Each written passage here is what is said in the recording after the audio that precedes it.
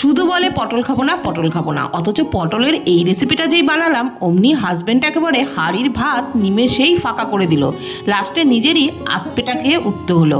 পটলের গায়ের খোসাটা চেঁচে তারপরে পটলগুলোকে অর্ধেক করে কেটে নিয়ে ওর মধ্যে লবণ আর সামান্য হলুদ গুঁড়ো দিয়ে মাখিয়ে পটলগুলোকে লালচে করে ভেজে তুলে নিলাম।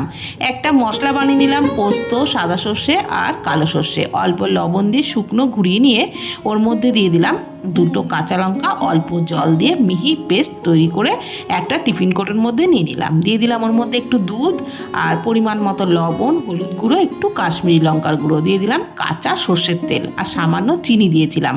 ভালোভাবে মশলাটা মিশিয়ে নিয়ে ভেজে রাখা পটলগুলো দিয়ে মশলার সাথে একটু এপিটোপিট করে নিলাম।